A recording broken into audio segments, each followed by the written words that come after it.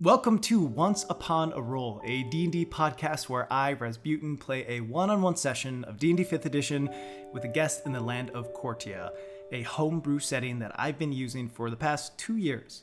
Each episode takes place in a different time or location across Cortia in order to bring new stories to my world. So if you missed an earlier episode, feel free to go back and check it out, but you will not be completely lost if you start here. For updates, information, and additional content, check out the Twitter account, Discord server, and or the Patreon. Links for everything are in the description. Without further ado, I want to introduce my fabulous guest, the legendary DevTwoThousand. Dev? Hey, how's it going? What's up? Hi, how are you doing? I'm doing all right. A little bit coffee, but that's about it. Yeah, that's how it goes. Yeah. So the question I ask all of my guests, have you played Dungeons & Dragons before? I have for quite some time. Not a lot. I started 2 years ago, I think, around the end of the year, 2017, playing a wizard. It was a lot of fun. Been playing them ever since. I think, because I would say you and I have kind of gravitated in separate groups, you know, until kind of more recently where we've started to talk a little bit more and be in some of the same chats and whatnot.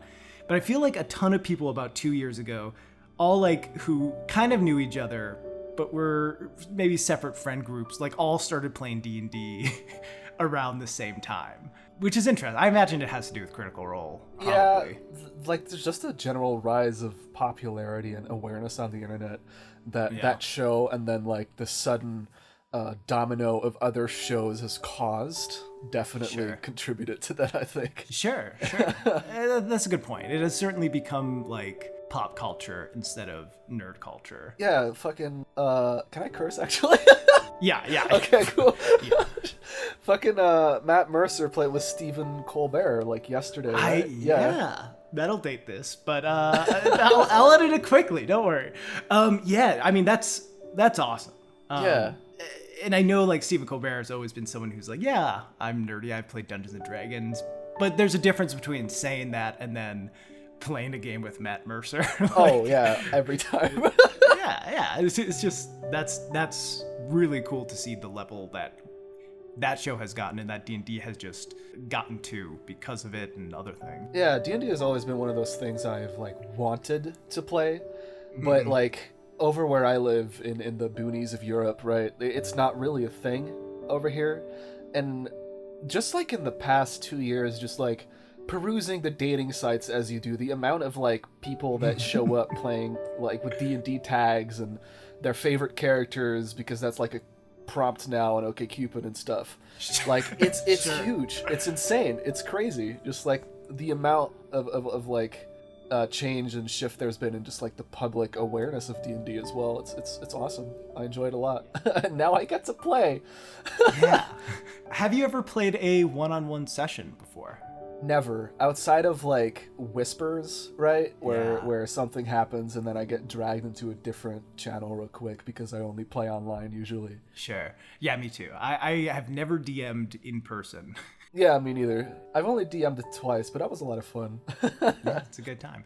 Well, I think if you had fun DMing, playing one-on-one, I've said it before, it's kind of, you have to have like the brain power of a DM, like just on how much you're on, because normally in a session, you know, there's 4 or 5 other people to split time between, but here, you know, just DM player. I can't grab my phone at any moment. I have to be on the entire time. It's my story now too, right? Like, yeah, just me. It's like the Just Monica of D&D. Yeah. But yeah, I guess we should play Dungeons & Dragons. So yeah, let's jump into this episode of Once Upon a Roll. The kingdom of Cortia has thrived for over 1,000 years. In that time, it's endured war against powerful enemies, outlasted deadly feuds between its lords, and fought against evil, both of this plane and others. However, during the most recent festival of the Autumn Sun, the sage's ritual revealed a nearly forgotten omen, the sign of Black Sun, a symbol only seen once before, and it almost led to the destruction of Cortia. Panicked, the common folk in the capital city rioted, and when the dust settled, the king was dead, and his 2 children had disappeared in the night. The lord of the city of Edgewood, Tom Dunn, restored peace to the capital, and with no heirs of the king anywhere to be seen, he decided to sit the throne and take the position of Lord Regent. But this story takes place a few weeks after the Festival of the Autumn Sun, and hundreds of feet above the kingdom of Cortia in the floating city of Odril. There are many rumors about how the floating city came to be.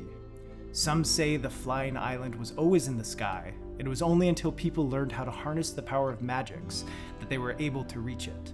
Others claim it was an island in the Iden Peninsula that a great and powerful wizard lifted from the ocean and into the sky. But those are all just legends.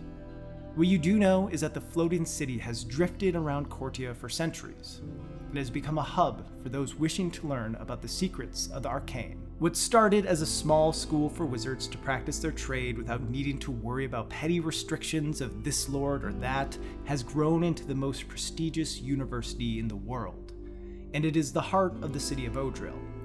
You are a student at the university, a relatively new one at that. Your first term ended not too long ago, and with the fall term about to begin, you're starting to get a hang of things. Like, don't eat anything from Lim Hall after 4. Don't sit in the front row during Professor Alvaron's lectures as he has a penchant for spitting, and don't fall asleep with your shoes on. Basic university stuff. You sit in Otul Library, reading over Mordenkainen's guiding principles for the arcane. As if from some distant place, you hear Ty's voice say, "Solace, are you even listening to me?" Huh? You met Ty during your first week. He was assigned to show you around the university, and you became fast friends. Solace, I said, have you thought any more about which professor you're going to ask to sponsor you? That's a loaded question. It's not really been on my mind. I've got a lot on my mind. Who would sponsor someone like me? Based on your performance during your last semester, the headmaster had called you to his office and told you that if you were able to find a professor to sponsor you, you'd be promoted to the rank of Seeker, giving you more access to the arcane knowledge of the university in order to further your studies. The professors for each school of magic look for different things in their candidates. You have demonstrated some of those things to Professor Tolton, the Master of Transmutation, and Professor Alia, Master of Conjuration. But of course, the field you'd like to pursue most is that of divination, which is Professor Florian's field. Ty considers your question. Well, there's those that you could easily get one with, but I guess it all depends on what you want to learn. Yeah, well, there's one that comes to mind that, you know about the dreams, right? We've talked about it. I think I might have to go with Florian for the divination class. I want to learn more about myself. He nods. Professor Florian is ultimately why you're here. You first met him back when you were living in the woods near the city of Lens, guiding travelers and giving them subtle warnings of dangers that may lie ahead. You took him as an aimless wanderer, tatty robes, wild brown hair. However, the moment you looked into his eyes, you knew there was far more to him. His pale gray eyes were the eyes of a man who has seen the end of the world. The night before, you had a dream that warned of a bugbear attack, and you gave him his fair warning. He went off, came back an hour later, robes splattered in dark brown bugbear blood, and he offered you a spot at the university. Since then, though, he hasn't said more than 4 consecutive words to you.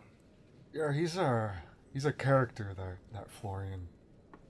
But, I don't think he's taken a student in years. I'm hopeful. I think we have a connection. At this point, a young half-elf man with light brown skin and only one arm walks over and takes a seat at the table you and Ty are studying at. Jamvin. He was a professor's assistant in a Fundamentals of Illusions course that you took last term, and since has become your friend. Still talking sponsors? Yeah, we're all taking things into consideration. I'm thinking of going to Florian. Ty, I forgot to ask you actually, what are you considering? Well, I wanted to let you know over drinks, but I officially am sponsored by Professor Alia. Tap him on the back. Conjuration, that's...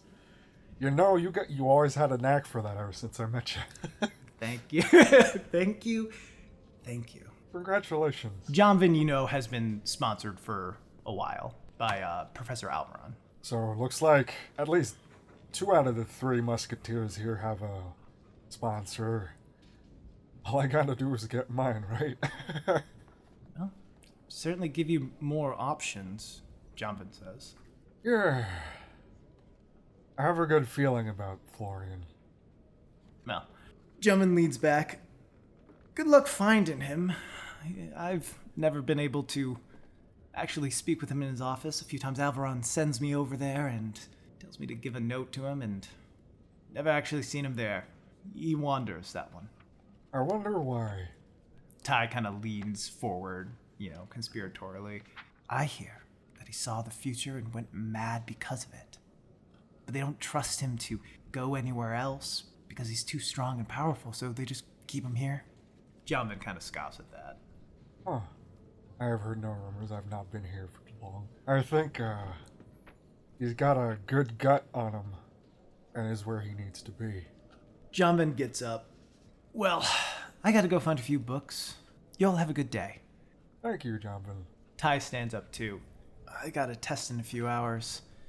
You, do anything this afternoon? Other than finding Florian and trying to convince him to take this 8-foot beast under his wing, probably not much. Ty smiles, gives a nod. Well, we should celebrate my sponsorship sometime soon. Maybe tonight? Yeah, I'm sure I'll be free. Thank you for inviting me. See you then. See you then. He walks away and leaves you alone in the library. Man, what do you do in a library nowadays, huh? I don't know, I guess I'll wander around a bit. Trying to, I guess, go where I would think Florian is. Okay. I don't know if I've got a certain gut feeling about that or not. You pick up your stuff. You grab your bags. You grab your 5-foot shield with the reflective surface. And as you pick it up, you kind of get a glimpse of yourself. Why don't you describe what you see in your reflection? You see, or I see rather, an 8-foot tall furbolg, scruffy hair, equally scruffy facial hair. Definitely is not one of his concerns to look presentable in the hair department. A reddish nose and a welcoming smile. He's got some dark ochre-ish robes that are kind of short at the front. You know those like long cardigans? Mm-hmm. It's basically one of those, but it's like it covers the entire torso as well, but it's open down at the leg still. Okay. And it's got these honey yellow trims around all of the edges of it. It looks nice, man. And he's got a huge yellow scarf that covers the left side of his body. Okay. You get up. You know that Florian's office is in Brope's Hall? Uh-huh. So obviously that would be a spot to start. All right, I'll grab my things as you described and start making my way over to Brope's Hall. Yeah. Yeah. You get up, leave the library, and walk outside. The fresh air hits your face. It took a few weeks to get used to being in a floating city. After being around trees so much, yeah. You definitely have missed the forest atmosphere some, but they do their best up here to try to have a natural feel. There are a few nice parks, nothing too huge. They're trying to accommodate everybody, basically, right? Yeah. The city itself is only about like a square mile, which is kind of big, but not massive compared to some of the other cities across Cortia. You look out and, you see clouds eye level with you. And yeah, you walk along the cobblestone streets of Odril and head your way to Brope's Hall. You enter the big oaken doors of the building, walk down a few hallways, and eventually, as you're kind of looking around, eyeing the different doors, you see one that says Florian's office, and just tacked onto the door with like a nail is kind of a crumpled piece of paper that says "Do not disturb." Right. Well, I take a look at my mirror and try to see if I get like a good feeling and if I should or not listen to the paper on the door. Roll a d20. All right. 4. 4. You just see your reflection looking back at you. alright. No one to help me out, I guess. I guess I'll go with my gut. And I knock on the door. Yeah, you knock on the door and wait And there's no answer. That's interesting. I don't think I'm rude and don't want to, like, barge in. I guess I'll, like, go if there's a front desk, ask if anybody's seen Professor Florian. Yeah, you go to, like, the front entryway. You see a half-elven woman kind of just writing notes, looks up at you, smiles. How can I help you today? Simple, really. I'm looking for Professor Florian. Have you seen him around? I saw him go in his office this morning. Haven't seen him leave. But, she kind of leans forward. He is an odd one. You never know with him. Yeah, he seems odd, but I feel like I can relate to him in a weird way. She kind of looks you up and down. You've gotten this look a handful of times before. This fucking... this large... with the mirror. You, since being here, have seen a handful of various races represented. But still, probably 75% are human. Maybe about 20 are half-elf. And then you are the only furball that you have seen at the university. So definitely that mixed with other oddities about you. You certainly are one to get looks. And she nods and says, birds of a feather, I'm sure. My best guess is that he's in his office. I guess I'll try again then. Thank you for your time. She smiles and gets back to her writing. I think to myself, like, Well, I guess there's only really one way to get what I want out of this. And I walk over to his office door. I knock again politely.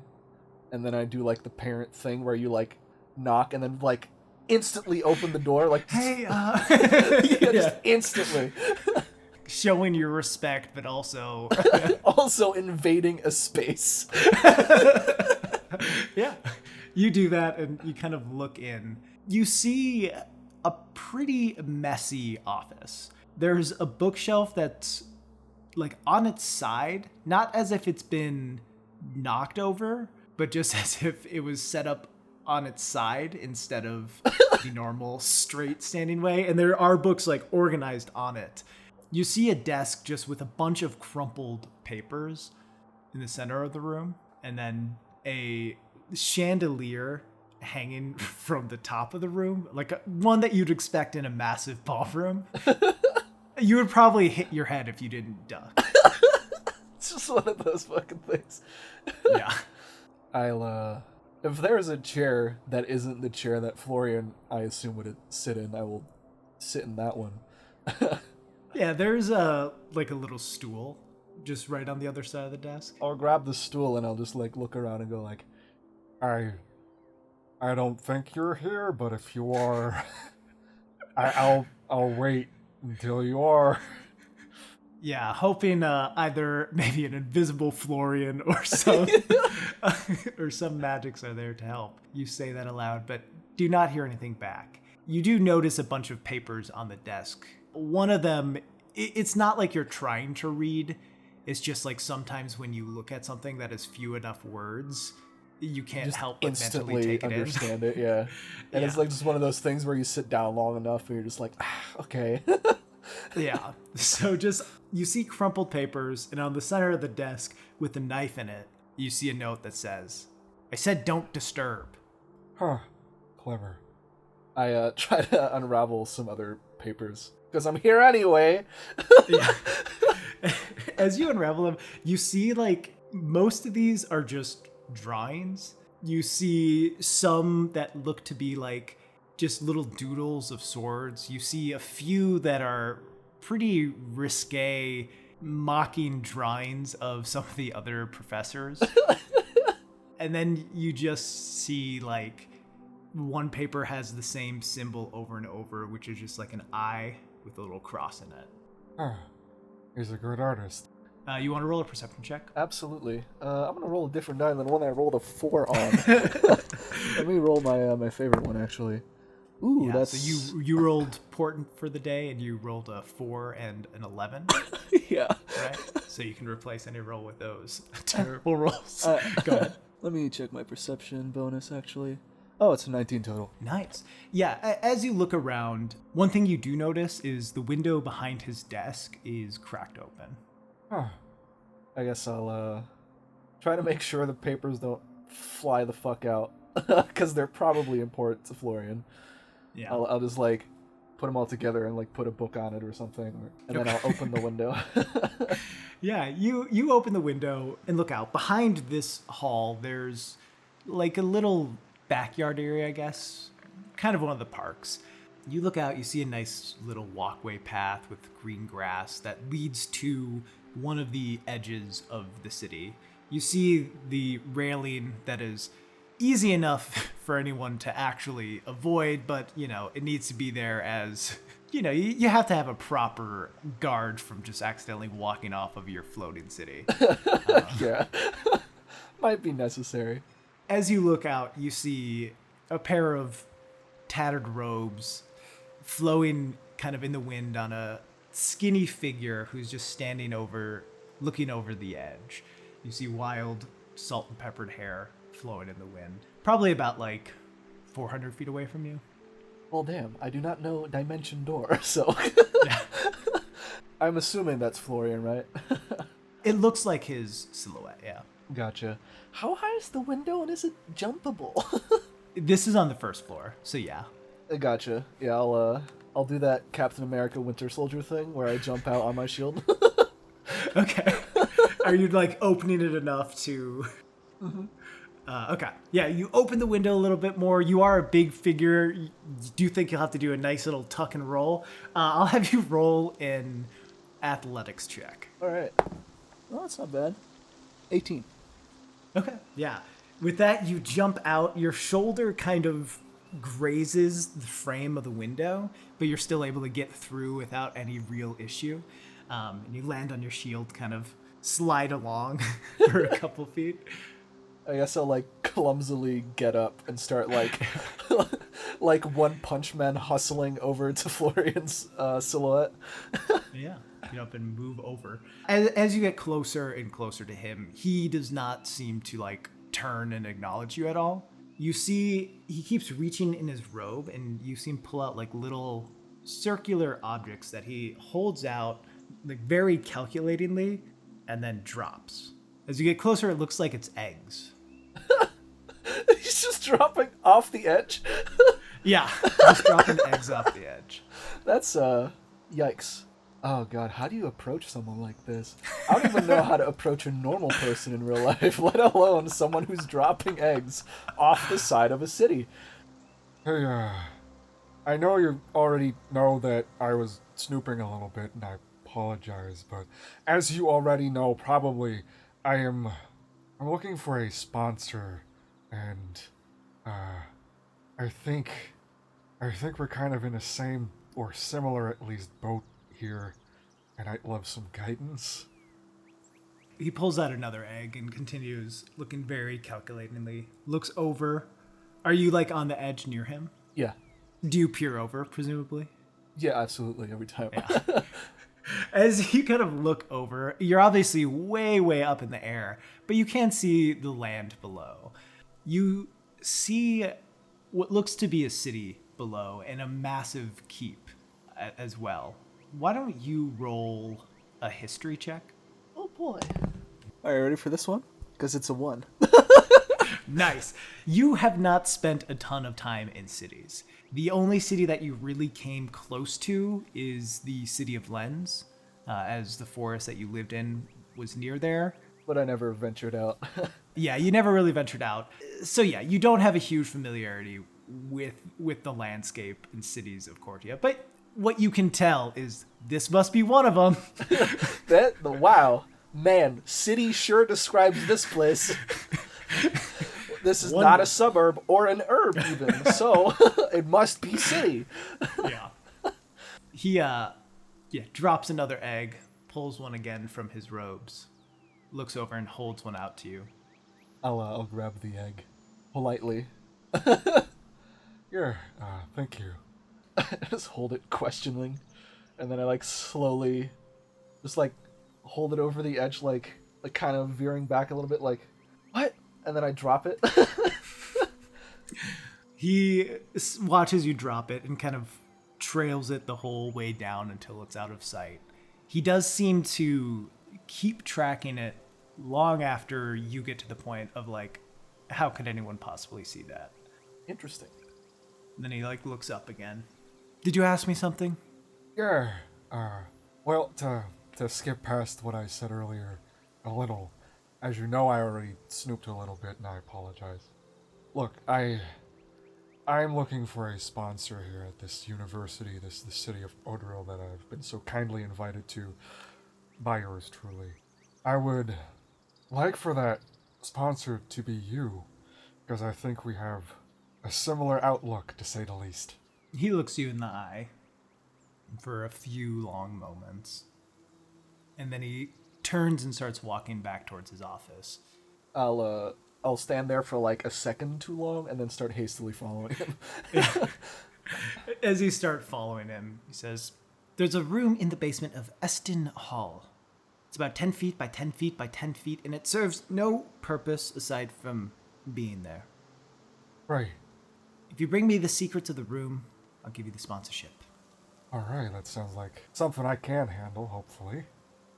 Thank you for the opportunity. I'll be back. He like stops mid-stride without any warning or signal. Bump into him. He turns, pulls another egg from his robe, closes his eyes, and just tosses it as hard as he can in the direction where you guys were standing before, and you see it careen off the edge and out of sight. He nods, turns, and walks away. Okay. Alright, so I gotta go to the ELPHNT Hall, which is where we just were, right? You were in Bropes. Oh, Bropes. Yeah, you're right. You're right. It's your world, you know. I don't always know, but I know this time. Alright, so I guess I'll start making my way towards the ELPHNT Hall. Okay. Yeah, you make your way to ELPHNT Hall. You want to roll a history check? Yeah, dude. Let me roll a different dice. Just keep switching until one works. You know, that's not great, but it's at least not a 1. Where's history at? Oh, it's +4. It's 11. You don't know a ton about ELPHNT Hall. What you know right now is that there are a handful of divination courses taught there and transmutation courses taught there as well. Beyond that, you imagine it's named after some dude named Eston. He's like a nice dude.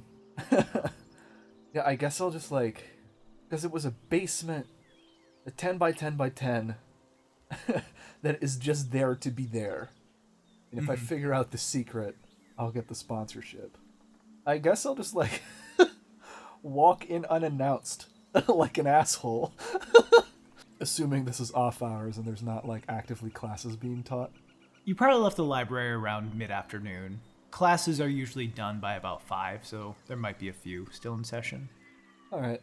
Yeah, I guess I'll just while class is still going and the halls are empty, I'll walk into the ELPHNT Hall. And I'll start trying to make my way towards staircases and see if any of them lead down from the fucking base floor. Yeah, there's the kind of typical big wide staircase where, you see it will lead all the way up to the top floor, and it does go down as well. Right, I'll make my way down and hope all the answers are exactly there and there's no trouble whatsoever.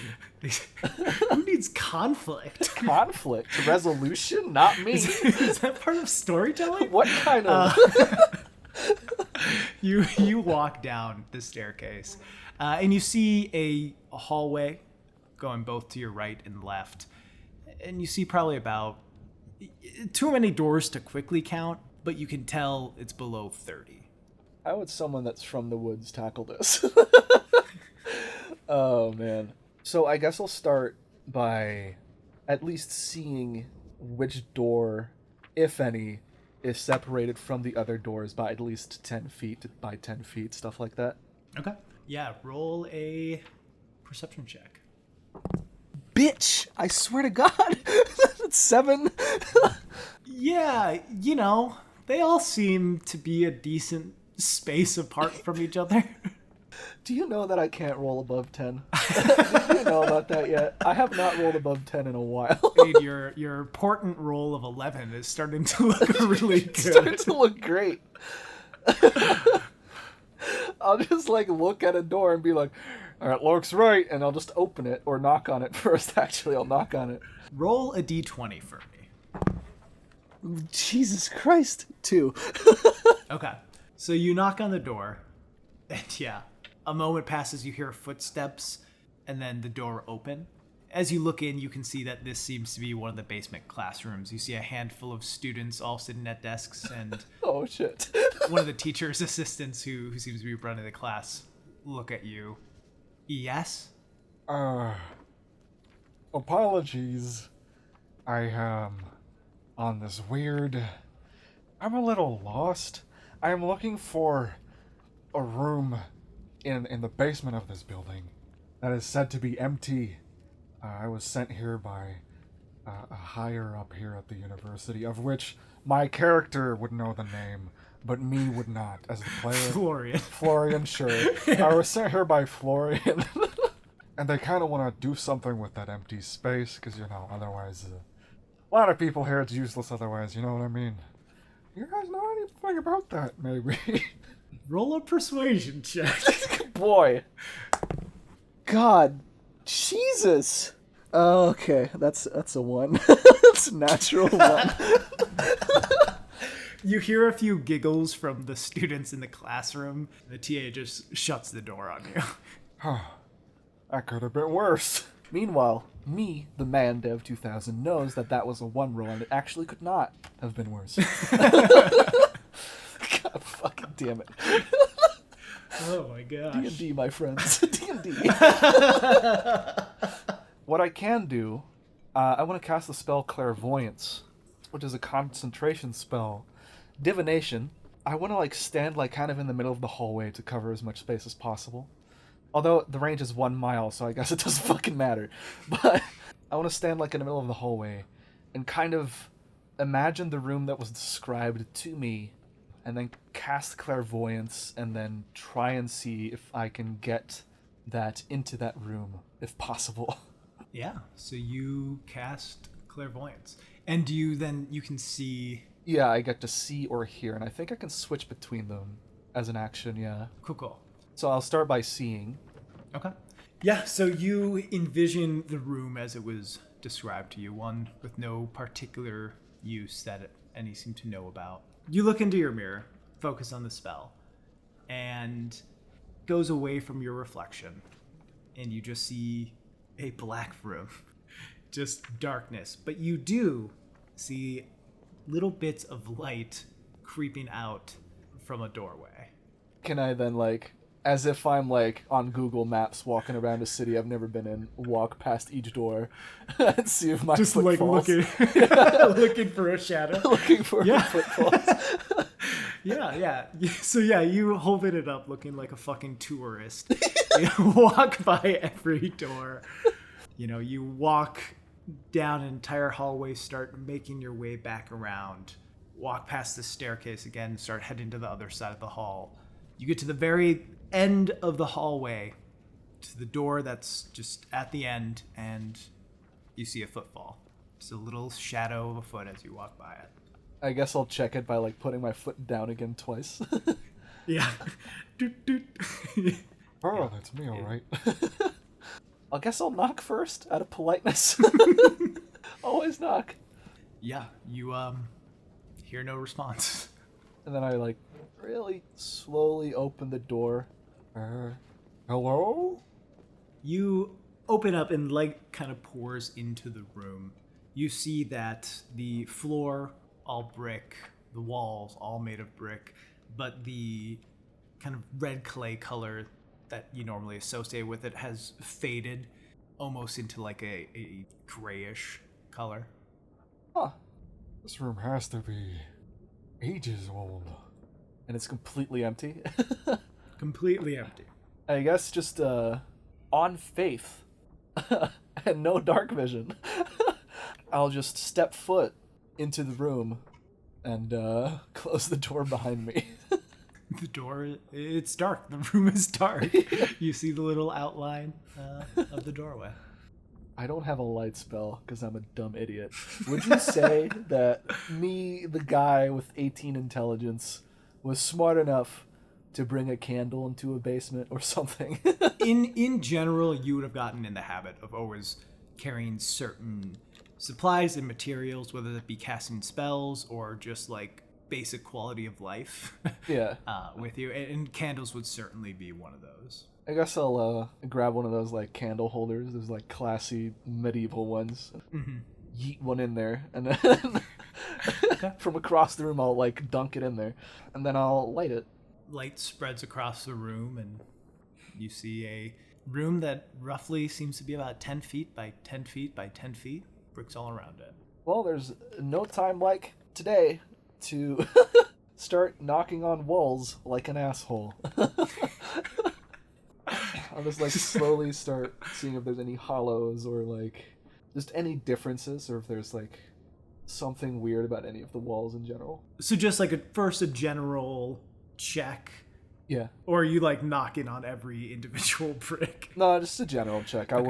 Man, every brick would be really funny though. Yeah. Just I could probably reach all of them too, right? Yeah. I mean, definitely. You're 8 feet tall. Yeah, I'm gonna spend about 6 hours in this room. No, I'll just knock around generally. Okay. Roll a perception check then. Hey, 15. Feeling okay. Yeah, as you look around, what you notice is the room doesn't seem to like have dust at all in it. You know, you kind of press up against some of the bricks.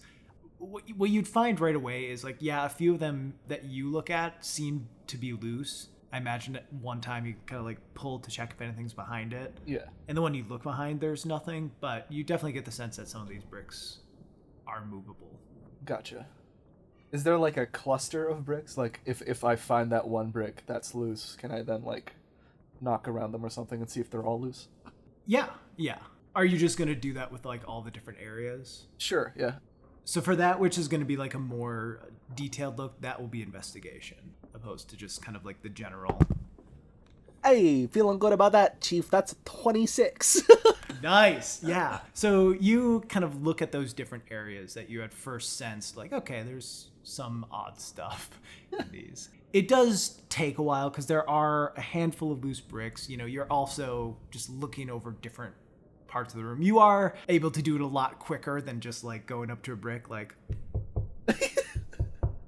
you know, because you kind of just got a sense right away and made some good lucky guesses. But, you know, you are probably in here for like an hour, just kind of looking around and checking behind bricks and whatnot. And eventually, you know, after finding one area that had a few loose bricks that was in the floor, you pull one up and you see a key.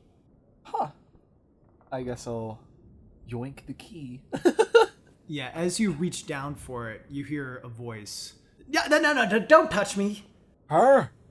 Wait. Hello? And I reach down again to grab it. Don't touch me, okay? Who's me?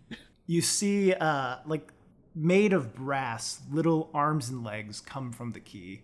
As it kind of gets up. Me, I'm talking to you. Oh, hi. Hello there, fella. What are you doing all the way out here? You know, made to protect things. Good point. Why are you here? He kind of looks you up and down. You've never talked to a talking key before, but you are certainly familiar with animated objects in general. Some animated objects in your times you've seen take on sentience. Most just seem to float around other students, though. That makes sense, yeah. Right. So, first of all, hi. I'm Solace. It's my name. What's your name? You know, Boral. I didn't choose it. Oral. I know it's dumb. There's a nice ring to it. I don't think it's dumb. Don't be so down on yourself, little key. Come on now. Keys are important, you know. You think he looks at you. Alright. So, any idea, like, how long you've been here? You were stuck pretty deep there, buddy. wasn't stuck. I was living. Oh. You look down there. You see, like, there's a little space beneath the brick. There's the keyhole. Where, like... where, like, it seems like enough space for it to move around. It's got, like, a little key Nintendo 64. Yeah, exactly. Key Game Boy. You do see, like, a little tiny... what looks to be a lamp, but you can tell it's not, like, flame. It seems to be some sort of magic. Oh. And, like, some books. Like, tiny books that a key would read. This fucking dollhouse. Hey, are you a wizard, Key? No, not a wizard key. I was made by a wizard, brought life by a wizard. Is there Wizard's been dead for a while, though, so... Oh. I'm sorry to hear that. Yeah. Well, I'm happy you're still here, because you're my only friend in this. Would you be willing to help me with something? With what? So, well, my name is Solace. Like I said, very nice man. I am here at this school to learn about the specific type of magic I am attuned to. Kind of forced to be a part of. It's a long story. I can see things before they happen. It's kind of obnoxious. So, I am here because there's a person like me here, and no one seems to like them. But I need them to guide me. And when I asked them to, they told me, hey, you should go down to the basement of this building. It's 10 by 10 by 10. And as you can see, he's right? And if you find the secret of this room, he said he'd guide me. And since you're a key, you keep things safe. You keep secrets. You might know exactly what I'm looking for. Roll a persuasion check. Fuck. God, man. Jesus. Oh, it's -1. Great, it's 3. Look, I've got secrets to protect. It's my job. I can't just let you into the next room. The next room? No next room. Don't worry, buddy. I didn't hear anything, okay? That's between you and me because you see that's a secret. Now, what is it? Where would that room be? Because I want to make sure... Listen, I can't tell you these things. I want to make sure... You're a very smart guy, right? I want to make sure that... Because you kind of slipped up there, I want to make sure that I don't tell anyone about where the room is. In case... Fucking laughing. I want to... Okay. That time where you're trying to persuade a key. God damn it, fucking D&D, dude. I want to make sure that that room stays very secret so that I don't accidentally go into it, right? I'll let you make another roll, this time a deception check. God damn it. I was going to use the same die, dude. It's all RNG. Oh, it's also -1. Hey, that's a 6. 6. So about that rolling above 10 thing. It's a tough look, man. It's a tough one, honestly. He gets... Yeah, that's a good point. So the way to get in is... Wait a minute. You're trying to trick me. So I show you into the next room, aren't you? Well... I've been around hundreds of years. I know how this stuff works. Well, you've probably heard me walking around for a while. I guess I can keep doing that, if that's what you want. Or you could just help me out like a friend, right? You haven't seen anyone in hundreds of years, you said? I am the friendliest face you've ever seen. God damn it. This fucking key. I'm so mad at these rolls, dude. With that, I'll let you make... It's one final appeal. One final persuasion. Because you can't tell. This key is lonely. This key is pretty lonely. I'm gonna roll this one around in my hand for a while and pretend that does anything. 17. Look, I can't betray my master, but yeah, I wouldn't mind the company. How about this? I'll tell you if you're hot or cold, Yeah. And yeah, then we'll hang out. Yeah. I'm down to hang out. You seem like a nice guy. What games not you a got guy. on that Nintendo? You play Mario World up there? I guess I'll just start walking around the room and waiting for my newfound buddy to respond. Yeah, as you like walk to the other side of the room, holding your candle. Warmer, warmer, warmer.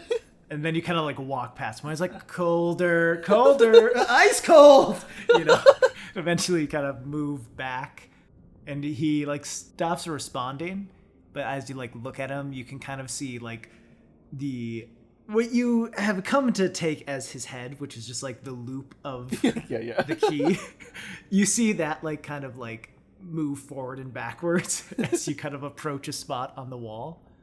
I guess I'll start doing the same thing with the bricks.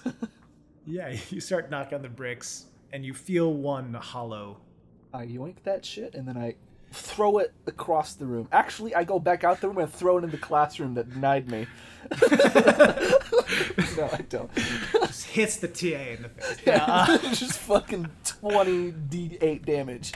yeah, you pull this one out and you see a keyhole.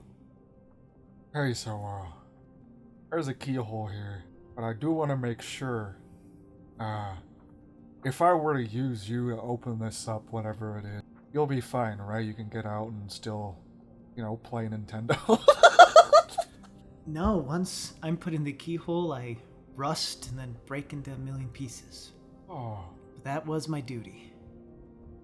I don't know if I can do that to you, bud. Yeah, I'm just kidding. I'll be fine. You just have to take me out once you leave. Okay. Alright, buddy, I trust you on this. And then I'll put the key in the lock and I'll start slowly twisting it. Yeah. As you twist, you hear him go, ow, ow, ow, ow! I'm kidding, don't worry. And you I hear like a click. hesitate immediately, like, oh god! Yeah, you hear a click, and then you hear like a of the wall that starts to turn in a little doorway. I take the key out. I'm like, Thanks, man. You good? Yeah, I'm good. You want to see what's behind this door?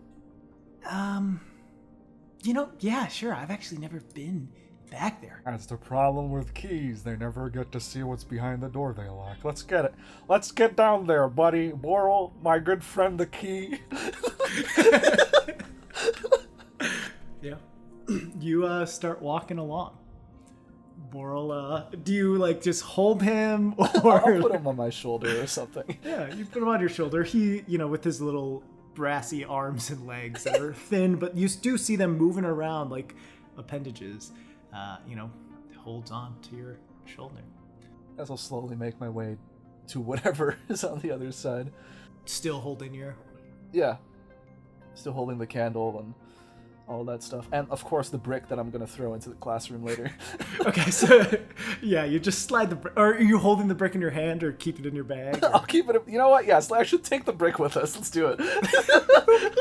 Fuck it, let's take the brick. Yeah. You slide the brick in. Yeah, and you move forward. You walk along a hallway. So, by the way, this keyhole and door is on, like, the opposite side of the doorway that you walked into the room in the very first place, like the one that's in the basement hallway. So yeah, you walk down the hallway probably 10-15 feet and see it opens into a bigger room. As soon as you step in, lights all along the walls to your left and right just flame on. Little candles on, sconces along the wall start up. The room seems empty except for one thing straight across from you, which is a mirror that takes up, the entire height of the wall and probably, maybe about 8 feet across as well. So it takes up a large part. I guess I'll just, worriedly look in my mirror. Yeah. Burl looks at your mirror and looks at the big mirror. He's like, whoa, is this your room? I don't recall, but I don't think so. Just a wacky coincidence. I guess I'll start slowly making my way forward towards the mirror, kind of grasping my own, sort of like weirdly, knowingly, I guess, right? Like, something weird here, right? Yeah, you get that sense. Yeah. You start stepping forward towards the mirror, and you see your reflection mimicking your moves.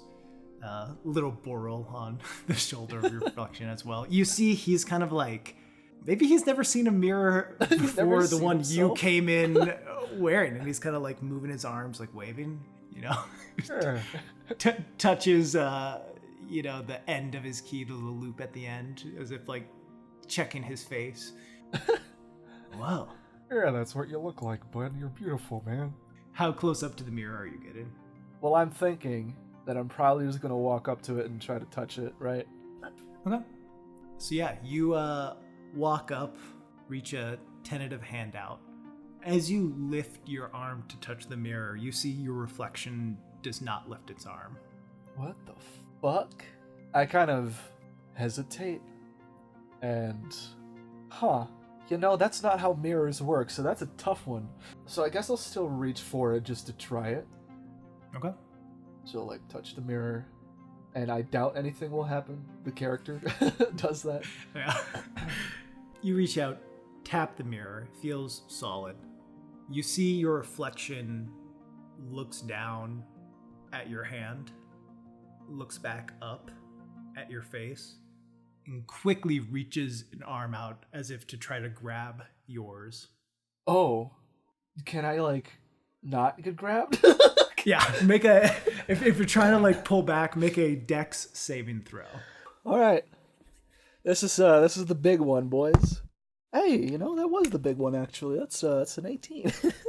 Yeah, you see the arm come swinging quickly, and you're able to pull back and jump like 5 feet back.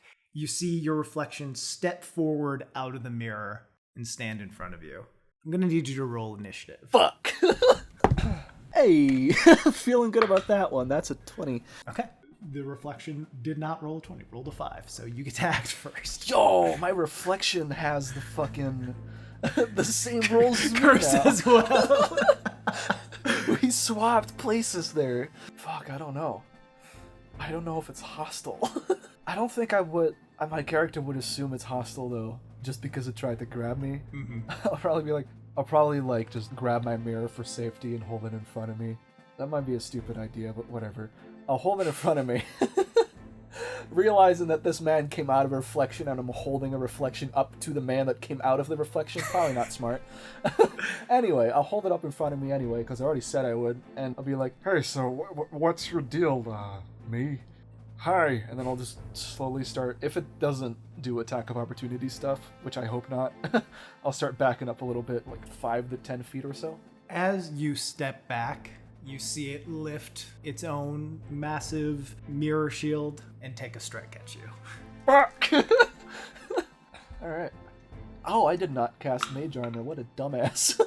5, so it did fucking take your shit rolls, so that's gonna miss. It's, takes its swing, it just bounces off the mirror. What you do notice also, though, is the little key on its shoulder is going to use its attack of opportunity to dive at the key on your shoulder. No! Dude, if Boral dies... Yeah, he jumps forward, and as you lift the shield to block the hit, he just hits the corner of the shield as well and falls down to the ground. This little other key. I want to tell... I was like, Bo! Get in my scarf! Get in my scarf! You see him just climb in. All right, so you move back. yeah. Well, I guess this is a real, Dark Link moment where you gotta face yourself. Yeah, I guess I'll, I'm a divination 2000. I think I should cast Mind Spike. Save throw, got it. 13, so that is going to be a failure. Yeah, that is a failure, huh? Because, minus 15. Let me grab my D8s, my dates. That's gonna be 5, 7... Oh, it's 12. That's pretty good. Pretty good damage, yeah. Is there anything else I can do? Probably gonna keep backing up Hey, I don't know what this is. I assume you're the secret, but I don't Look, I'm just gonna... and I'll just keep packing up.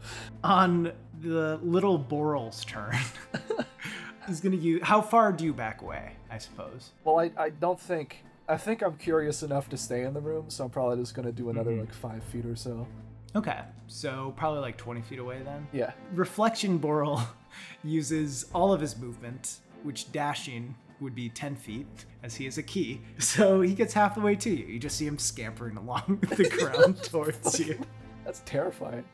You see your reflection lift up a hand. You start feeling a tremor in the ground. God damn it.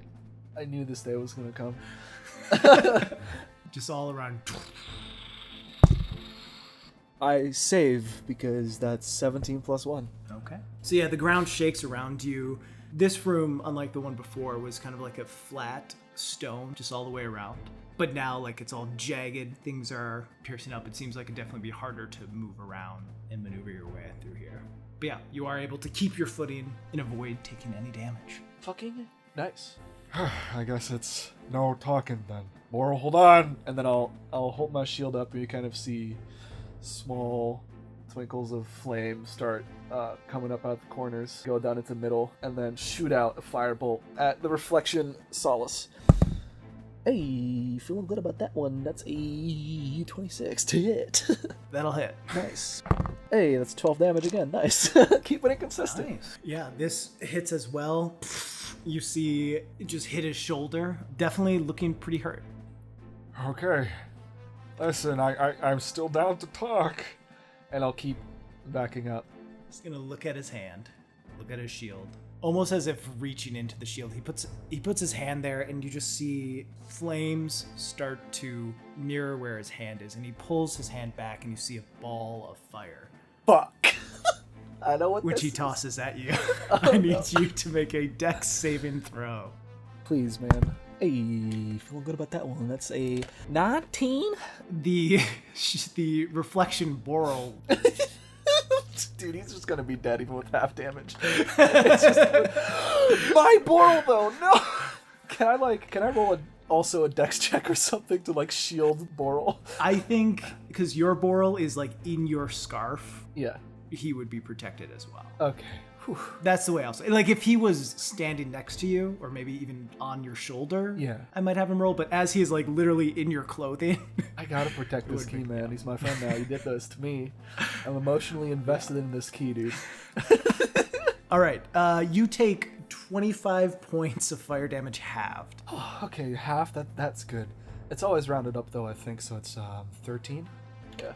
You see the reflection Boral look back over his shoulder at the reflection you casting this fireball, and then just melt away into like a little pool of brass. Oh no.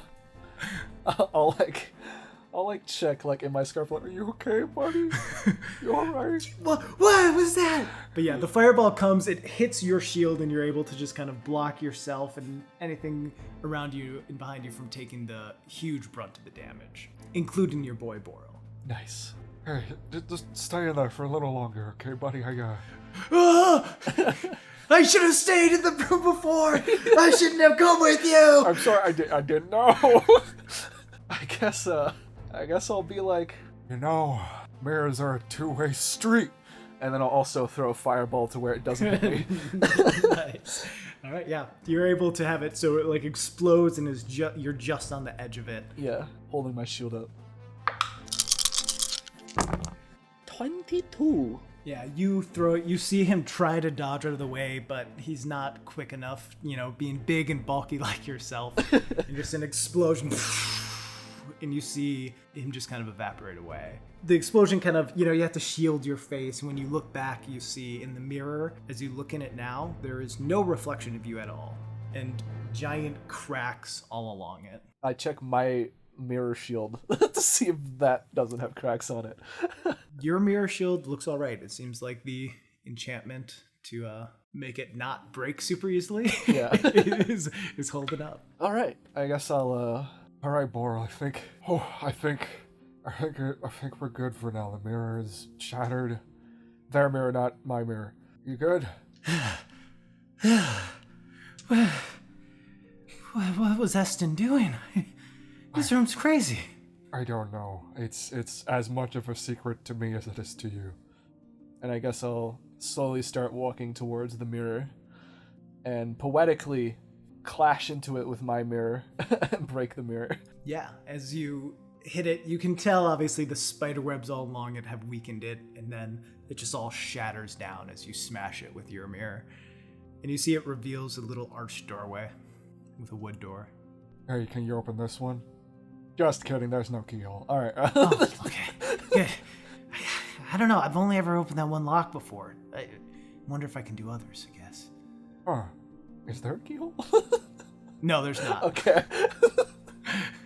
Making me question myself. Yeah, I'll just, Alright. I was nuts. Whatever's beyond this door might be more nuts. You want to come with me still, Boral? Or should I bring you back to your Nintendo 64? You see him, like, look back. He has no facial expressions because he's a kid. But you see him, like, look back and then kind of look at you. And you get the sense... Actually, roll an insight check. Okay. Hey, that's an 18. Yeah, you get the sense that, like, he's trying to decide between safety and just bitter loneliness. And he decides he's willing to risk his safety a little more and says, I can keep going with you. You might need my help. Who knows? Yeah. These things are weird. You were very helpful up to this point, so I assume you're right. For safety, though, I'll bump my shield into my chest and cast Mage Armor. Bringing my AC up to 14. Alright, you ready to go, buddy? Boral, friend, key? Yeah. Alright. I relight my candle that probably went out. Or was relit by the fireball. I don't know. Whichever. Yeah, I imagine you dropped it as you defended one thing. But yeah, I mean, you're I easily have enough to. to I able don't to think I relight have it. an arm free. Yeah. Yeah, I'll walk down the steps or through the arched doorway. Through the door. Yeah. You open the doorway. You see there is no hallway this time, and it opens immediately into another room. As you look in, you've seen other rooms like this around the university.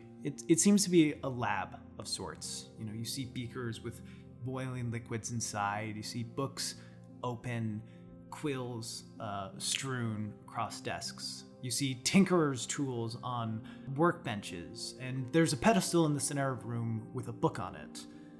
The room in general takes you aback a bit, given the two rooms before it, and this not seeming necessarily like the proper follow-up. Where's Bowser? But what is strangest about the room are the tiny objects moving around it. There are clocks, plates, brooms that move around the room, attending to the various jobs in the lab. You see a candelabra pour one vial of liquid into another. You see a shoe taking apart some sort of mechanical, metallic device. It seems like whatever enchantments have been on Boral, your key buddy friend, seem to have been done to other objects to have this lab Keep running. work and keep running. I guess I'll, Hey, sorry to disturb ya. Hello? As you come in and start talking, the objects seem undisturbed and unnoticing of you talking. You know, these guys, they're kind of rude. Boral, like, pops out, of your scarf. No, I kind of thought I was the only one, I guess. I've never really been out of that room before, so... Oh. Well, there really is someone out there for everyone, huh? Well... Hey, guys! No response to his call either. Objects just keep moving along. I guess I'll, as carefully as possible to not disturb the very intricate patterns that all these objects have been moving in for what I assume to be hundreds of years. I'll walk into the shining middle pedestal that's in the room. Just a light shining down on it.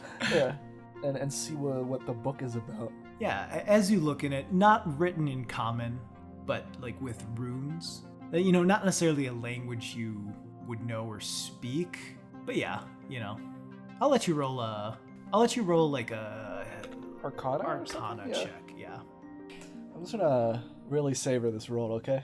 Just gonna hold this in my hand and live in the bliss knowing that it has not hit the table yet or disappointed me yet. So thus far, this roll is pretty good. Whew. That's a 5 plus 7, which is 12. Shit. Yeah, you've probably studied different runes and arcane symbols.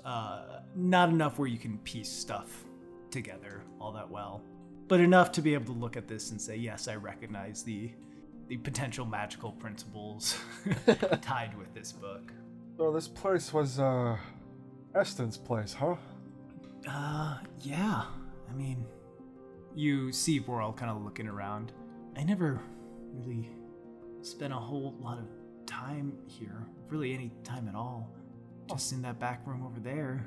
I didn't spend a lot of time talking to Eston either. I mean, he made me, wanted me to guard his secrets, but, I haven't seen him probably in a couple 100 years. Oh. I assume there must be something very important down here for someone as potent as you to be guarding it. Oh. Yeah. I think you're probably right. You ever heard anything in passing, maybe? What's down here? Never really heard much. Eston would come in, often carrying different scrolls and books, things he's found. Sometimes I would hear him, muttering, sometimes talking about his own dreams and stuff. Wanted to write them down. I'm gonna make a quick look around the room and look for the eye with the cross in it, if it's anywhere to be found, that I found on the desk of Florian earlier. Okay. Oh my god. Fuck, that's a 3. Nope, yeah, you see nothing. Yeah, you do not see that symbol anywhere. Shit! I guess I'll, it's like everything is just moving around and still doing things. And is there is there anything they're working towards? Is there a gigantic robot in the back they're about to pilot? No, it seems like just a bunch of small little tasks that they're doing. Gotcha. I guess I'll do Indiana Jones and I'll close the book slowly. See if anything happens. You start closing the book, and as soon as you touch it and you hear the thump, all of the objects in the room stop moving. I open it back up and check on Boral. Shit. Boral's like, yeah, what's up? What's wrong? Are you okay? Yeah. You see the rest of the objects have still stopped moving. Okay. A beat goes by, and then you start to see them all moving towards the same point, kind of just on the other side of the pedestal. The exact same point? Are they around the same resetting? area? You see them all moving to the spot beside the pedestal, and you see them kind of start to climb on each other. Sometimes some of them almost lock in place with each other. A broom becomes almost what seems to be a leg, a candelabra, the arm, and it starts to form, all these little objects together start to form almost like a figure. As it starts to form, it makes a pretty big figure, still smaller than you, but probably about 6.5 feet tall. Oh shit. All of these different things together. Can I just yoink the book real quick? Yeah. Okay. As these things are coming together, you grab the book. What do you do? Well, since I fit through the door, I'm gonna assume that also fits through the door. Yeah. So I'm gonna assume nothing good came out of the mirror. Probably nothing good is gonna be beyond the mirror. So I keep the book with me and I hold my shield up and I'm like, I said this to the last guy. I'm still down to talk. I'm still down to talk. And I start backing up. Just start backing Or up. get in my shawl. Get in my scarf. You see the pieces coming together. It's, sort of like a human figure. You see just a monocle moving up what would be the neck and then the face and then lock into the place where the eye would be, and the head almost raises and then it starts stepping towards you. I'm still down to talk, man. Roll for initiative. Fuck. Not bad. 15. Natural 1. You're up. Whew, okay. I'm gonna... You know what? I should do this. This is gonna be a fun time. I hope. All right, so I'm gonna back up and be like, Hey, mirror, I barely know her. and then I'll cast Tasha's hideous laughter. If something has less than 4 intelligence, it doesn't work. It does not seem to be affected. Worth a shot. Keep backing up. Keep walking back. It is going to move towards you. By now, you're probably like in the doorway. Probably, yeah. Imagine. Yeah, it's gonna run up and try to give you a punch here. Try it. You see its big arm, all the different pieces moving together as makeshift joints. As like one of those Michael Bay Transformers movies. Yeah. There's all these gears and shit. Nat 20. Fuck. I'm gonna be like, Seems kind of familiar. and as it nat 20s through the air, I with my masterful intellect of 18, I will hold my shield up towards where he would punch, and I will make us roll 5. Okay. Yeah, using portent. So your roll from before. So you have 11 left. You had 5 and 11. 5, 11, yeah. Okay. Almost out of the corner of your eye, through your shield, you see almost a couple seconds ahead of this thing just swinging and clocking you against the face. And you're like, oh, no. And yeah, you hold up, use portent, and it just swings and boom, hand bounces off shield. You see one of the little parts of the candelabra snap. That's one of the arms. It's still mostly in general, all the different things are intact, but you just see a little bit of it snap off as it punches. You do feel this soreness in your jaw. Yeah. Almost like the memory of a hit. The memory of it hitting you. But yeah, you do not feel the damage from it. What do you do? I guess I'm mumbling now. So, To not put everyone through that, I'll not do that, but... I guess it's not talking then. And I will... Yeah, I'll Earth Tremor it. Why not? I'll Earth Tremor this man. Dex throw 15. It saves. But it is tough terrain. Nice. I don't get damage now, right? Yeah, you would not get damage. So now pretty much from where you stand to, around the pedestal in the middle of the room, back behind you into the other room, about halfway through, is all earth tremored. And then beyond where you earth tremored is where your reflection earth tremored before. So there's a two-way street. This area where you are, you'd be good to walk through yours, but then it would be difficult terrain once you get to the reflections. All right. And we're going by classic spellcasting rules where you can only use one spell slot a turn, right? Yeah. Yeah, because I was going to bonus action Misty Step otherwise. Just get out of there. Yeah. Yeah, I guess I'll back up all the movement I have left as far as possible. Okay.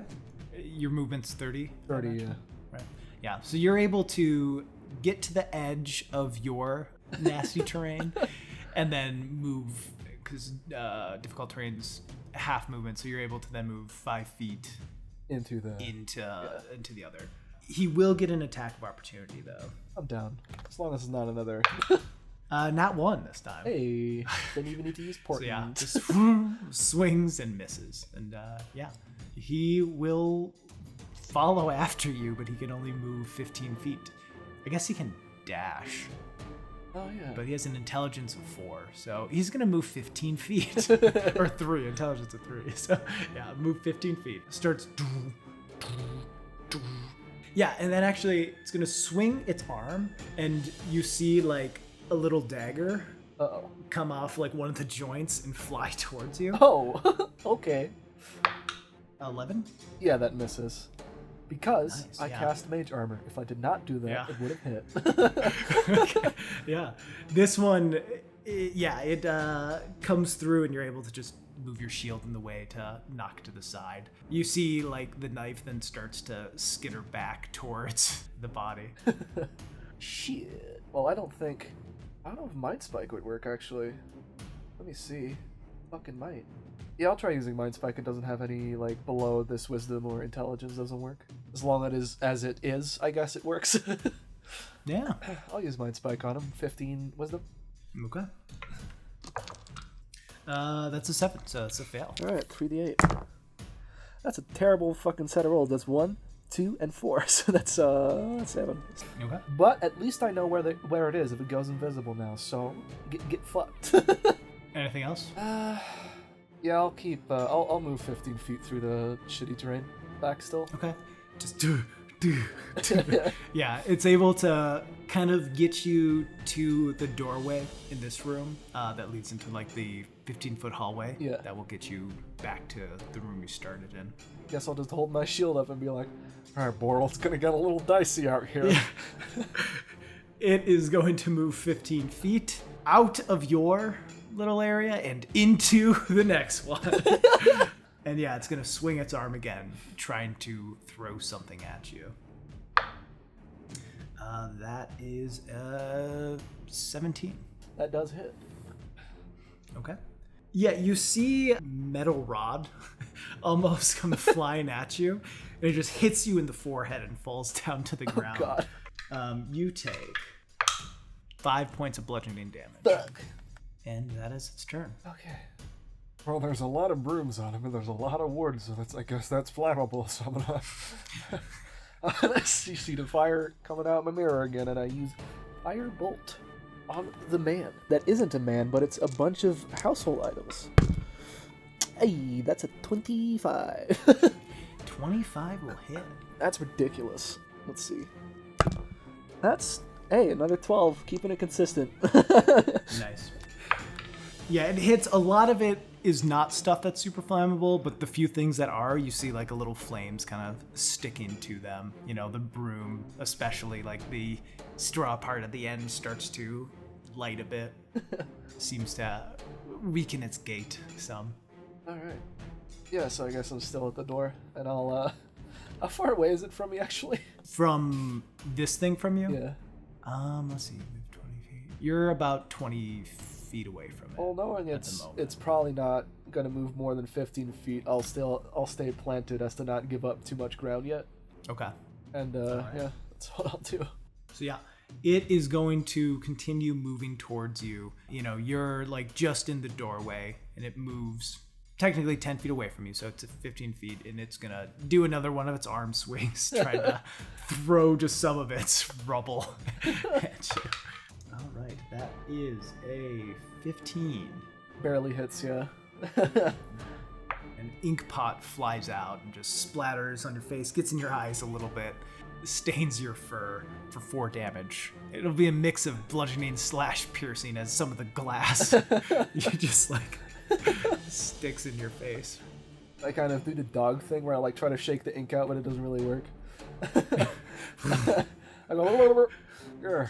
I guess I'll back up to where he can't reach me again with one of those big punches. Or actually, first, before I move, I'm gonna try Earth Tremor again. Okay. So it's a 15 dex save. 18. Motherfucker, this piece of shit fall over, dude. I want to get advantage on my strikes. Anyway, yeah, now I back up to where he can't quite reach me yet. Okay. All right. So you are able to run back. Yes, it slows it down this whole hallway now. Yeah. Which should buy you some time. And you're able to kind of run back to the entrance. You know, you see the little doorway where you took the brick from and the keyhole is. And yeah, this thing is up. It is going to, take a couple more steps towards you. Throw another one of its appendages at you. Ah, fuck, I should have closed the door and then opened it and then firebolted and then closed it again. Damn it. That next turn, maybe. If I live.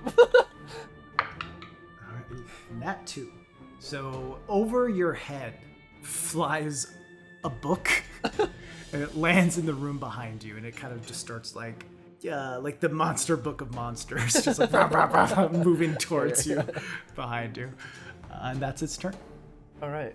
I'm like fresh out of spell slots almost. Man, I really need to knock this guy on his ass so it doesn't go into the hallway with all the students that I am about to throw a brick at. I'm gonna just use my last first level to try Earth Tremor again, I guess, if it's in range. Okay. Yeah. Alright. That is, so it's Dex? Yeah, 15. 18. Motherfucker. Okay, so I close the door. Then I'm in front of it, I back up. Okay. Boral, like, looks at you. Do Do you want me to do my thing? Oh, fuck. Absolutely. Boral jumps down and like jumps off your shoulder onto like the opening It's of like the brick. Ant-Man. And he just kind of jumps into the lock. He's like, turn me! I'll turn him. You hear the click of the door locking. A few things happen. You hear a thud against the wall. Uh-oh. And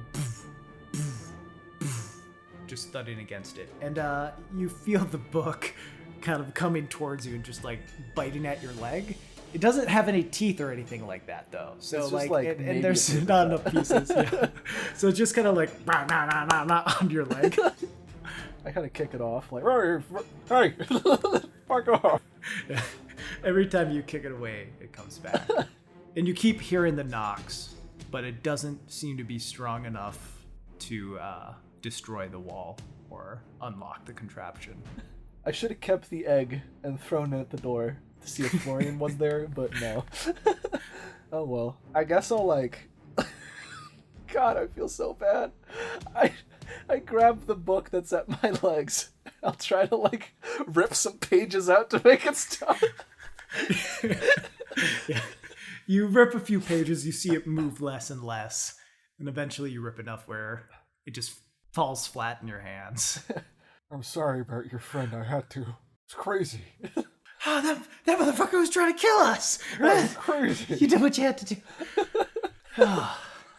Well, I learned a lot today. I mean, more than I did in 400 years of working for Eston. Whew. Have you ever been outside?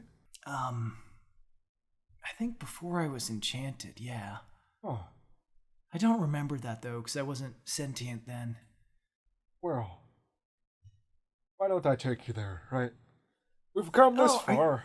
Let's see Are you this sure? through. I mean, my place is, I wouldn't want to make you, like, give me a trip back here later. It's out of the way, Hey. you know. You know something? Whatever's behind that door doesn't matter anymore. The secret's uncovered, your job is done, right? Yeah, well, I just wouldn't want to inconvenience you, you know. You're not looking for a Hey. key roommate. You're my friend. We're here for each other. I'll take you with me, man. Let's go. Let's do it. All right, yeah, let's go. And I like comically fist bump. Like, Yeah, dude. just like the tiniest little key hand to my fucking furball, like the fucking wingspan of my fist is so much Giant, larger than yeah. the key. Alright, and I guess I'll start very silently, after all the earth tremors and stuff. Hope no one's on the other side of the door to check on me. Yeah. Yeah, I'll do that. I'll like slowly walk out of the room with my new friend and the key. Yeah, no one seems to be out there. Very sweet. No one noticed. I'll go up the steps with the book from downstairs in hand. Or actually, I probably should like conceal that a bit. Possibly should conceal that a bit. Just like sliding into a bag. Slide into the bag next to the brick. Taking it with me. I'll go upstairs and I'm gonna go back to. I'm gonna first check the garden where my man's was throwing eggs, and see if he's there. Yeah, you look out. He does not seem to be there. All right. And then I'm gonna check if the "Do Not Disturb" sign is gone yet. You go back. Had you closed the door to his room behind you when you went into it? Oh yeah, I'm In polite. the first place? Okay. Yeah, it seems the door's closed. Same sign there. I'll knock again. Yeah, no answer. And I'll open it up, and I'll walk in. The room looks exactly the same as before. Still missing Florian. Oh shit! I guess I'll sit down on the stool that I conveniently left there in the exact spot I was sitting at, and I guess I'll. Can I make a perception check for eggs? See if there's any eggs. Yeah, make a perception check. God, I want this to be a nat 20 so bad. That's a 4. It's a 5 total. No, you do not see any eggs or shells or Alright. anything that would make you think egg. I guess I'll be like, Well, I'll wait here. I guess if you have heard me, I don't. Are you talking to me? It's complicated. No, we'll see if it works or not. You know, it's one of those things where you kind of have to wait and see. You wait for an hour. Nothing. Nothing. Fuck. Would you like to keep waiting? Yeah, I'll hit that. I'll hit that Fallout 4 like rest more button. The sun has set. No one seems to be planning to come back to this room or in this room. All right. It's been probably about 4 or 5 hours of you waiting. Fuck.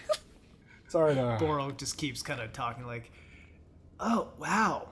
So, like, I knew all these words and what all these different things were, but it's interesting to, like, you know, actually see stuff. Like, that's a cabinet. Yeah. And I had that, you know, I knew what that was because magic, but, it's interesting. Yeah, the world is full of cabinets, you know? There's many you haven't seen before.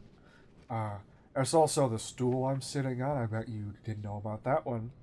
Yeah, no, I mean, I knew what a stool is, but never seen one before. Yeah. You know what? It's getting late. Let's do a final round, buddy. What is a word you know but have no image to that we can go check out right now? He puts one of his little brass arms up to the loop, stroking the bottom as if it's his beard. I've never seen a cup before.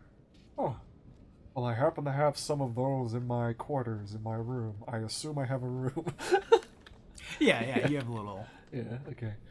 So I'll yeehaw back to my room. Yeah. And I'll close the door behind me, and I'll be like, I'll grab my finest cup. Oh, wow, that's a cup. Yeah, you can put water in it. You can put other beverages in it. Do you know what a beverage is? Yeah, it's things you drink. Yeah. Some beverages are used just to quench thirst. Others are used to have other properties, keep you awake, whether that be with caffeine or get you inebriated with alcohol. I know all about beverages. Yeah. See, I knew you were a smart guy from the second I met you, Boral. My good key friend. And I guess like I'll sit down with all the things I've experienced today, and I'll put my mirror shield in front of me, and I'll grab the book from the basement from Eston's lab, and I'll look up at the mirror, look back down at the book, and I'll go, huh, and I'll turn it towards the book to see if anything makes more sense, if it's mirrored or not. Right? Yeah. Roll a d20. All right. One moment. Motherfucker, that's a 3. Okay. As you turn, it doesn't seem to reveal anything about the book that you had hoped it would. Yeah. The words don't seem to be clearer. No vision seemed to come. Well, it was definitely worth a shot. I guess I'll, I don't know. It's nighttime at this point, and I assume I have a curfew. I mean, this is more of like, college. Oh, yeah, gotcha. So I find some hot furball babes and go party with them. Yeah, I guess I'll keep flipping through the book, assuming that like nothing will make sense, but I just want to like front to back it real quick to see if like maybe there's like a page, right? Yeah, roll an investigation check. Oh, is that a good fucking roll? Holy shit. Is that a 26? Nice. So yeah, you page through each of them. You see a handful of various runes that, like, some of them are like, oh yeah, this is the rune for fire. There are some letters you recognize, but it's just like you don't know enough about the runic language. Yeah. Do I know the one for household item golems? You know the rune for that? Unfortunately, not yet. Damn. Darn. On one page, you do come across a familiar symbol of the eye-like thing with a cross in the middle. I immediately grab a bookmark, put it on that page. Just anything really, if there's something around. I'll break the cup. I'll use the brick as a bookmark. Just put it down. No, I'll grab like a feather or something. Okay. I guess that'll be something Florian would be interested in, at least. And because it's late and I've been fighting and my health is low, I'll probably take a long rest. Take a long rest and like a little. Yeah, makes sense. All right, yeah. You take a long rest. You hear other rooms, some people, staying up late talking, few rooms over in the dorms, people partying. Yeah. You hear the little brass footsteps of Boral kind of walking back and forth, looking at new things that he hasn't seen before because he's only seen things in the room. And you don't know if Keys sleep, so he might be bored, but eventually you do fall asleep and sunlight hits your face the next morning. Fuck. Hey, Boral, how'd you sleep? You see Boral is standing on your desk, just kind of like sitting there. I don't sleep. I'm just, Oh, around all the time. I'm sorry, bud. You have a hobby? We can get you a hobby or something so you can keep yourself busy while I'm not around. Well, I had books that I read. I should have probably grabbed them before we left. Maybe we can stop back at some point. Yeah. Thing is, Eston made especially little books for me that were easy for me to flip through and read. Yeah. The ones you have here are so massive, like so hard to turn a page. I'm sorry. Yeah, I should. You really should get your books back. I'm sorry. I should have thought about that. It's all right. I've read them each 743 times. So, I could use some new books if you find any others that are about like 1 inch by 1 inch. There might be a solution to that, actually. That this is a place for where a lot of wizards. I always said lizards. Where a lot of lizards gather. A lot of wizards gather. Yeah. Let's go ask my friend. Was it Jomvin? Jomvin, yeah. Was transmutation right? Jomvin was Illusion. That was it. Illusion. Yeah, you're right. Yeah. Conjuration was Thai. Damn. Darn, I thought I could I know a guy, right? Anyway. Yeah, there's a lot of people that make things bigger or smaller. There might be a way to get that to happen. You know what? Yeah. Let's figure that out, bud. I guess I'll grab the book with the bookmark and shit, put it in my bag. I'll dump the brick out into my desk because it's heavy. I'll grab my mirror and go have a nice day at school, trying to find someone that wants to make books smaller. First off, though, let's stop at a library and see if Boral has any interesting books he wants to read. Yeah, you head to the library and just kind of walk across the different shelves, and you're like, oh, are you looking for histories, different things? And Boral's like, oh yeah, I'd be interested to see the rise and fall of the Cortian Empire, and all these different little things. And he picks a few, that he thinks he'd have fun reading. All right, I'll check. While you're out. there, you see Jomvin walk over. His long dark hair hidden his shoulders, has a pack slung over his arm. With Jomvin, you see his right arm is missing from about the elbow. Yeah. But you've known him to a lot of times use his illusion spells to make it seem like he has an arm there. Right now he does not. Hey. But he looks over. Everything all right, bud? Hey, Solus. Yeah, just trying to relax some, read a few books. How are you doing?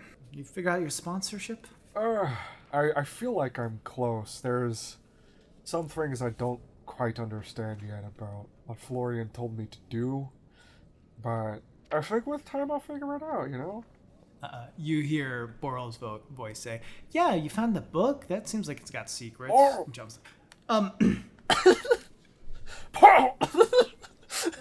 Solus, is that a talking key? Yeah, it's my friend Boral. Don't worry about it. I ran into him while I was out, perusing. He got lost and he doesn't know where he's from. Because the Odril is kind of large, right? And there's animated key. He's very nice. You know him. He got lost, and I picked him up, and I decided, you know what? Until you see someone you recognize, you hang with me. He kind of just looks at you with a confused expression. How about this? Once you figure out your sponsorship, hopefully today, grab drinks with myself and Ty. Oh, fuck! I forgot alone. He was a little upset that you didn't come out last night, but Yeah, I'm sorry. he met a nice girl, so it should be Hey, okay. that's always good. Yeah, I'm so sorry. Florian, I spoke to him for a little bit, and he asked me to do something, and I got really caught up in it. And then I met Boral, and he was doing something, and I'm sorry. You can give us the full story tonight. I'm sure it's one for the ages. Yeah, He's just kind of laughing. You put yourself in the weirdest situations, Solus. kind of, that tends to happen around me. Well, see you tonight. See you tonight, friend. Fuck, it's like real life. That felt bad. That felt really bad. The one note I didn't take. I guess I will make my way back over to Florian's office. Yeah. What is your passive perception? Perception 11. Okay. As you're walking along, you see out of the corner of your eyes, just like the flick of a robe going down an alleyway. Oh shit. You know what I am? You know, after the day I had yesterday, I am curious enough to fucking see what that is about. You kind of, turn your head to take a look at it. And as the figure moves around the corner, you see what looks to be a sort of, familiar set of raggedy robes. All right. I guess I'll start stepping my way over to who I assume is Florian. Are you sneaking or just... Yeah, I'll definitely do it like so that it's not like, hey, it's me, the 8-foot man walking into a fucking alley. Yeah. All right. You want to roll a stealth check then? Sure.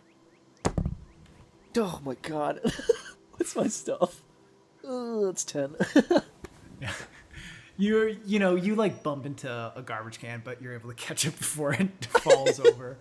And you walk down the alley. You turn another corner behind one of the halls, and you see, the end of just the flicker of the robes again going around another corner. Do you continue to follow? Yeah, I will do that. Yeah, sure. As you come around this corner, you see probably about 15 feet in front of you the salt and peppered long wild hair of Florian just standing completely still. And about 10 feet in front of him is a tabby cat, just like facing away, slowly walking. I guess I'll non-threateningly walk towards Florian, trying to keep up a bit. As you take a step forward, you see like his hand shoot up and like him put in like a stop motion. I'll back off the one step I took. A few moments of silence pass. And then you see Florian, with as much speed as he can, dive towards the cat, who just runs away out of his grasp and around a bunch of corners out of sight. Florian just kind of looks down at his hand, dusts them off, stands up, dusts off his filthy robes as if that does anything, and turns towards you. Hey, sorry to bother. Hi.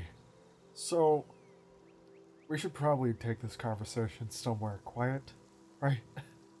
He like looks around. Is it loud here? I don't know, but yeah, you're right. So, you yesterday told me to do something, and I couldn't find you after I did it. Now, I found the room beyond the room, I found the room beyond the room beyond the room, and in that room was this book right here, and you already probably know that I flipped through your stuff a little bit on your desk yesterday and found a symbol, and I opened the book to where the bookmark is. I grab the feather out of it, and I show him the eye symbol. Now, I don't know the secret of the room, but I know this is relevant to you, and I wanted to show it to you in a sense of good faith that I listened and tried my best. He takes the book, looks at the page you marked, seems to read it in its entirety. He flips it, reads the next. This goes on for like 30 minutes if you stay there. Absolutely, yeah. Yeah. He just kind of keeps reading through it. Eventually he closes it. Come with me. Okay. He starts walking. You follow him. He walks into his office. He, kind of pushes the door open, lets you in, closes it, goes to his desk, takes the little note he said that he had before of like, I said don't disturb, and crumples it up and throws it towards like a rubbish bin, but it definitely lands doesn't on go the in. floor. He definitely rolls the 11 I have left, right? Yeah. He sets the book down, opens it up again. There might be more to you than I thought. I knew there was something, obviously, but tell me things you see in your sleep and your dreams. They're often inconsequential, tiny things.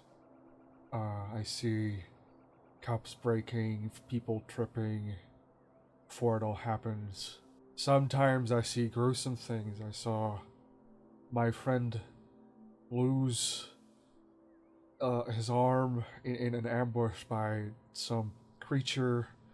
As you can see, that ended well for him.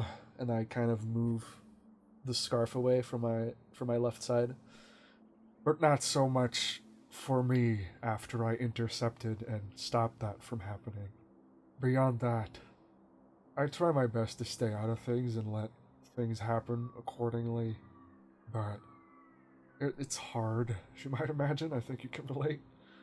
You see him like pull the neck of his robes down, kind of revealing, the top of his chest, and you see like a wound, just a big scar that seems to be almost near the heart. Ooh, a little red above it. The price we pay for playing with the fates. Time is a funny thing. Yeah, that's about what I experience at night, and when I look into reflections like someone's eyes or a mirror. He just looks at you for a minute. 2 minutes. A few pass. I told you to come to the school in the first place because you have a gift, the gift of sight, the curse of sight. I bring people here for that reason, but there aren't many who I think can handle what comes beyond. Can you? I think after coming this far and having seen what can happen if handled improperly, I would like to be able to handle it properly. If you are ready, I will be your sponsor, and I will teach you how to see the end of the world. All right. I will take you up on that. Thank you so much for your time and the opportunity. I hold my hand out to shake it. He pats it, doesn't shake it back, but just pats his hand. This fucking guy. Thank you for believing in me. No one really has before. Belief isn't really part of it, to be honest with you. Yeah. I guess. Where do we begin? You see he's back looking at the book. After you ask that question, a few moments pass, and then he looks up. Oh, you're still here? This fucking guy. Yeah. I thought we were doing something. Is that tomorrow? He gives you a little half smile. I guess I'll see it in a dream, huh? It's the way of things, isn't it? Right you are, Florian. Anyway. Thank you. Good luck with your new book. And I walk out and close the door behind me. And I try to find the piece of paper that he threw towards the can. And I'll put it back up on his door. Okay. Yeah. Do not disturb. Yeah. You head out. As soon as you walk out, Burl says, that guy's weirder than Eston. And Eston was pretty weird. Let me tell you. Yeah. I guess that will happen to anyone who sees things beyond what you're supposed to. So, I guess prepare to be friends with a guy like that, Boral. Because I got a sponsor, and we're celebrating tonight. Not only with Ty, but with Jonvin and you. It's gonna be great. And then I'll hit the rest button until tonight. And I'll party it up. Yeah, you spend some time. You still have classes that you have to go to, so you go to those. Harder to concentrate than in the past because of all the excitement of the day and stress of the day before. Eventually, you get to the night. You head to the tavern that you all decided on, meet with Jonvin, meet with Ty. Ty is a little surly at first, until, you say, your work got you a sponsor, and then he's willing to drink and laugh. The three of you spend the night telling stories. I imagine you introduce them to Boral. Absolutely. They are enamored with Boral. You see a few other students, one or two that are transmutation focused, come over and just marvel at the existence of Boral. You tell your story of how you got Florian to sponsor you. I imagine leaving out just the right details to absolutely.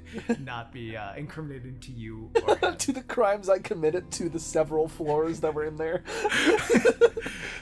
And you think of what has happened, what is happening, and the truths and the fear that will come to be. And that is where we'll end this session. Fucking, that was dope. That was really fun. Yeah. I'm glad you enjoyed it. Yeah. It's a fun, goofy adventure. I'm always nervous about having any sort of goofy thing like a sentient talking key, but I'm like, we're at a fucking wizard school. If D&D is not the game to have a talking key while you're at a floating wizard school, I don't know when you can introduce it. Yeah. No, that was exactly as stupid fun as I expected it to be when you pitched the wizard school to me. Yep. Yeah. Definitely fun to check out the school and be able to explore, because it's something I've had in my world for a while that I haven't been able to use. So definitely there's fun. The funnest part about a setting like specifically this school is I am just one section of it, right? I am just the divination part, and there's a billion fucking more for every school of magic that have probably not even a talking key. They have a talking key chain, right? It's crazy what kind of antics you can get up to in such a wildly inconceivable little set piece, right? Where just anything crazy can happen. Magic City. Yeah. That's so cool, yeah. For sure. Yeah. Gosh. I very much love just Solace in general. Yeah, I wasn't a very gonna be kind, nice, sweet boy. I wasn't gonna be the awkward student, but I just fell into it and it fit because I realistically, right? I've been living in a forest for 50 that's 80 years, right? And I've had these weird fucking things happen to me, and then someone comes to my house, walks in, and I tell him about some, and he comes back, he's like, yo, you want to go to school? I'm like, fuck yeah, I want to go to school. So I'm just ripped from my whole world into the sky, and of course you're going to be a little bit nervous, I thought. Yeah, for sure. Worked well. That was great. Well, if any of you have listened through the whole way and gotten to this point, thank you for your time. Thanks for listening. There will be a new episode sometime soon, hopefully sooner than some of my other breaks. But yeah, I appreciate you, and I appreciate you, Dev. Thank you for playing. Thank you for having me, man. It was a lot of fun. Yeah, I will see you all in the next one. Have a great day and or night.